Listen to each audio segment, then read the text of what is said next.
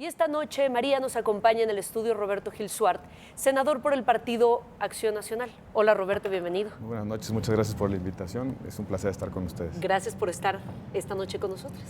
Roberto, es difícil, pero siempre después de la elección se trata de hacer esta especie de balance en donde se buscan ganadores, se buscan perdedores. Yo creo que la cosa no es tan clara como esa, pero sin duda al PAN no le va muy bien. Depende desde qué perspectiva se vea. Si se ve desde la perspectiva de la conformación del Congreso, de la Cámara de Diputados, sin lugar a dudas es una derrota muy dura. Es el peor resultado en términos de distritos distritos federales ganados desde 1994. Nos vamos a un piso histórico, es una derrota clara, sin duda no tiene comparación en nuestra trayectoria electoral. En aquella campaña de 2009 que se dijo que era una estrepitosa derrota, sacamos 15 distritos más que los que sacamos en esta ocasión. Esa elección provocó la renuncia del provocó la dimisión dirigente de Germán Martínez, en efecto, porque en el contexto de esa elección se dijo que había sido una derrota durísima para Acción Nacional. Esta es todavía mayor. Sin lugar a dudas, si vemos el resultado electoral desde la perspectiva del número de distritos ganados, esa es una derrota muy importante. Pero si la vemos desde la perspectiva de lo que pasó a nivel local, con algunas excepciones, como por ejemplo Sonora, donde hay una clara derrota de Acción Nacional, derrota no solamente en la gubernatura, sino que perdemos Hermosillo, la capital, también perdemos Ciudad Obregón y la mayoría de los distritos locales y federales, también los ayuntamientos. Pero si lo ve, por ejemplo, si se ve desde la perspectiva del triunfo en Querétaro, de la elección muy cerrada tanto en Colima como en San Luis Potosí, que siguen sin definiciones y están prácticamente a voto por voto. Si lo vemos desde la perspectiva de los triunfos contundentes en Guanajuato, prácticamente el PAN recupera todo, gana León, gana Celaya, recupera la mayoría de los distritos locales y federales, es un triunfo muy importante. Si se ve, por ejemplo, desde lo que sucede en Baja California, donde el PAN gana 8 de 8 distritos, es decir, que carro completo, uno empieza a ver que los resultados son agridulces. Hay derrotas, hay victorias. También le pasa al PRI. El PRI pierde un estado tan importante como Querétaro, pierde importantes espacios de poder en Jalisco, pero al mismo tiempo gana Sonora y gana la mayoría de la Cámara de Diputados, un resultado también histórico para ellos. Gana 182 distritos el PRI en 2015, no había tenido tantos distritos desde el año 2003, donde gana 184 distritos. Es un triunfo también para el PRI en términos de integración de la Cámara de Diputados. Roberto, ¿no habríamos de esperar de manera natural que el electorado castigase al partido en el poder después de su lamentable desempeño? No es que el PAN haya tenido unos resultados extraordinarios, o ese es el balance de la ciudadanía o de las impresiones que tengo. ¿No tendremos que haber esperado un voto más duro contra el PRI?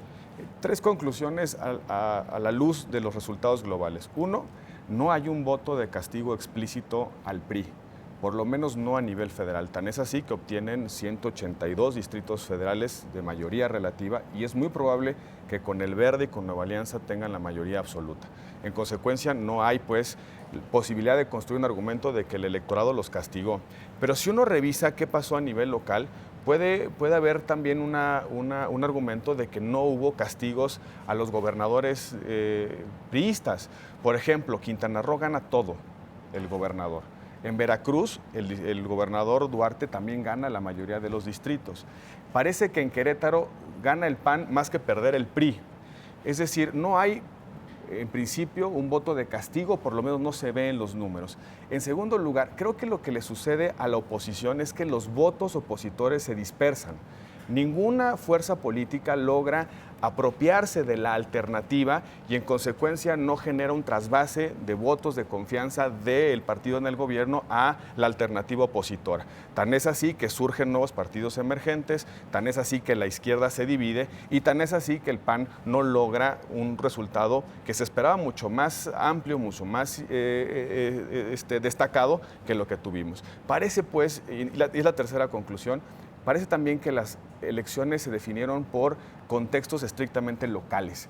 No pesó tanto el ámbito nacional en Querétaro, en Sonora, en Colima, en San Luis Potosí, sino más bien qué tipo de candidatos, qué tipo de campaña hicieron, cuáles eran los argumentos fundamentales, el tema de la campaña, y creo que eso al final de cuentas decidió lo local. A ver, Roberto, hablando metiéndonos a lo local, ¿no?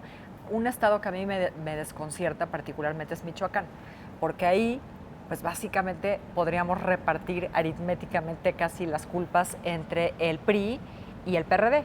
El único partido que no ha gobernado, ¿no?, de los tres grandes partidos, es el PAN. Y sin embargo, en el último, digamos que en la recta final de la elección, se cae su candidata. ¿Por qué?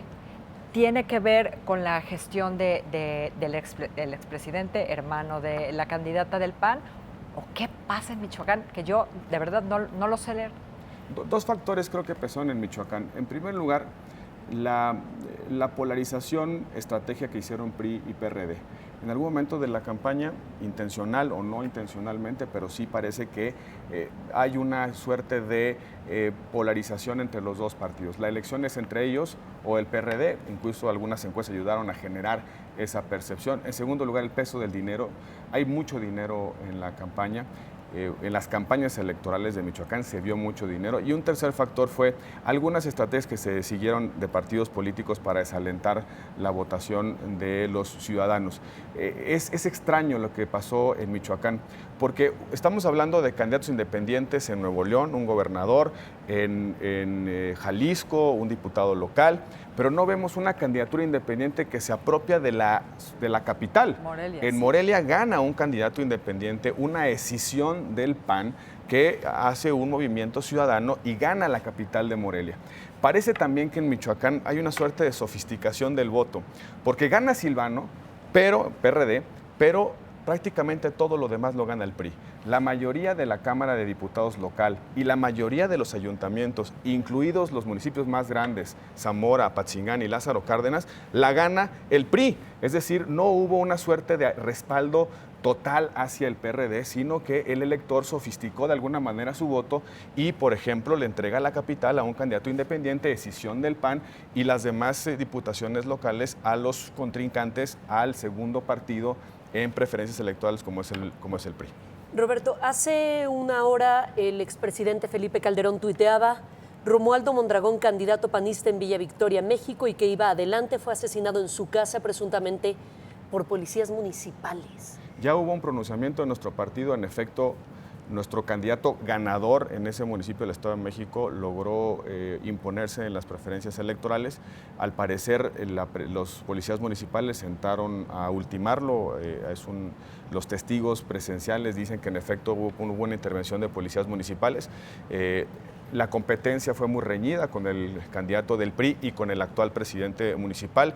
Es una información que está circulando entre los círculos panistas y que en efecto ¿Está la dirigencia... confirmada? Bueno, hay una suerte de denuncia ciudadana, una denuncia también de nuestros compañeros militantes de Acción Nacional, y ya la dirigencia se está imponiendo en ese caso. El presidente Calderón emitió un tuit con el ánimo de llamar la atención de las autoridades federales precisamente para que investiguen y se hagan del caso, porque no debiera pasar desapercibido el hecho de que un candidato ganador al día siguiente de la elección y el día siguiente que las actas le dan una ventaja, sea ultimado de manera extraña, prácticamente horas después de la elección. Muy alarmante, ¿no? Muy alarmante en un contexto de una campaña altamente polarizada, porque en ese municipio fue una competencia muy reñida y en consecuencia hay fuertes indicios de la autoría intelectual y material de funcionarios del municipio, actual municipio, y del candidato priista.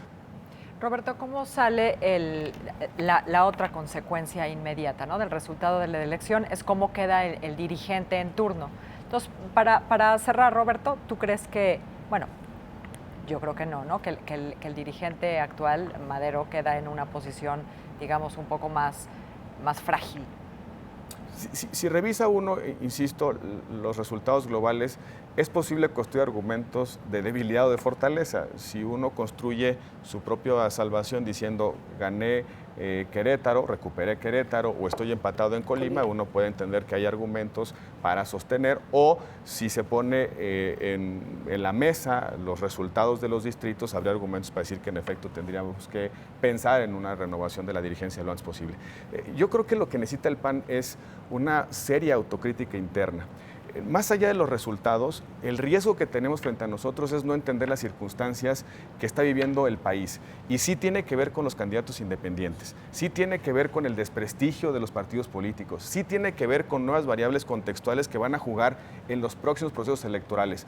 Las candidaturas independientes, Reforma de 2011, hoy genera, Reforma Política 2011, hoy genera un espacio de participación fuera de los partidos políticos. Pero tenemos otra variable, que es la posibilidad de la reelección legislativa y de alcaldes. Si sumamos esos dos contextos, esas dos variables, tendremos un progresivo debilitamiento de los partidos políticos y de las dirigencias. El PAN tiene que hacer esa reflexión, verse en el espejo y decidir que no puede seguir presentando candidatos que no sean atractivos para los ciudadanos y sobre todo que le digan algo a los ciudadanos. Perdimos un panista en Michoacán y se fue de independiente a la alcaldía de Morelia. Perdimos un panista en un distrito en Sinaloa que se fue de independiente.